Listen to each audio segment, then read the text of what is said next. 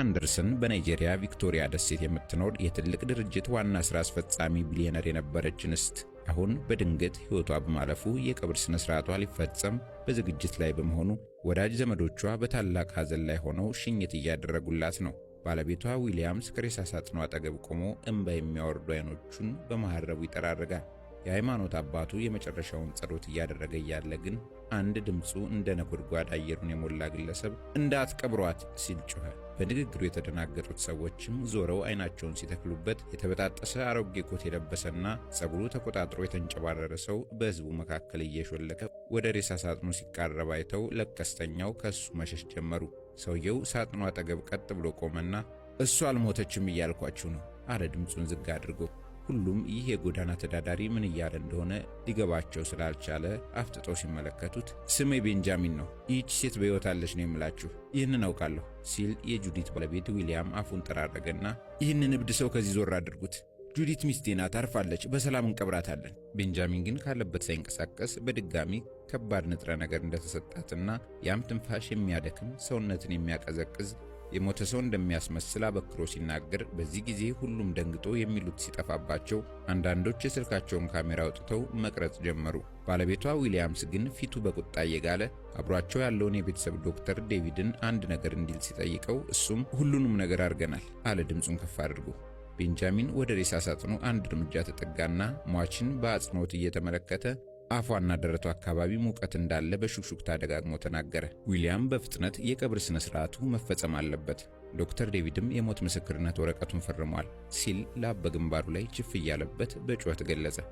ነገር ግን አንዲት የሟች የቅርብ ሰው ከመሃል መጣችና እድሉ ካለ የተባለውን ማረጋገጥ አለብን ስትል ዶክተሩ ሁሉንም ነገር አድርገናል እኮ በማለት መለሰ። አንድ ሰው ከህዝቡ መሃል ለማረጋገጥ ብቻ ሁለተኛ እድል ብንወስድ ምን ችግር አለ የሚል ድምፅ አሰማ።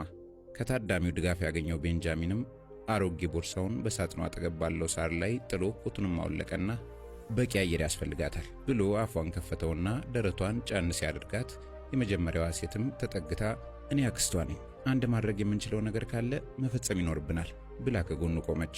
ሌላ ጥቁር ልብስ የለበሰ ወጣት እጁን ከጁዲት ትከሻ በታች አስቀመጠና ፊቷ እንቅልፍ እንደወሰደው ሰው ይመስላል፣ የአይን ሽፋሽፍቶቿም እንደዛው አለና በዙሪያዋ ያለውን ነገር ከፈትፈት አደረገው። ቤንጃሚን ከከረጢት ውስጥ ትንሽ ቡናማ ብልቃጥ አወጣና ለአዘንተኞቹ ሁሉ እንዲታይ እጁን ከፍ አድርጎ ይህ ማርከሻ ንጥረ ነገር ነው፣ የተሰጣትን ገዳይ ንጥረ ነገር ያጥበዋል፣ ካልተሳካ እንቀብራታለን ሲል ዊሊያም ተቆነጠነጠ።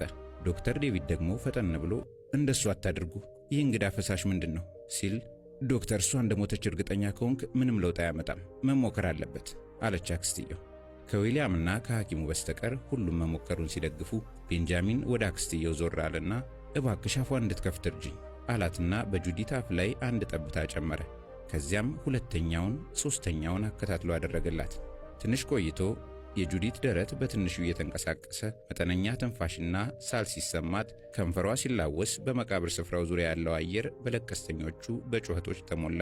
ጸሎትና የመደነቅ ንግግር በአንድ ጊዜ ቦታውን ሲሞሉት ስልኮች ማንንም ሊያምነው የማይችለውን ክስተት እየቀረጹ ነው። የቤንጃሚን አይኖች በተስፋ ሲሞሉና ድምፁ እየተንቀጠቀጠ አዎ እርግጠኛ ነኝ በሕይወት እንዳለች ነግሬያችኋለሁ ሲል ሌላዋ ሴት ጌታዬ ምሕረት አድርግላት ብላ ጮኸች።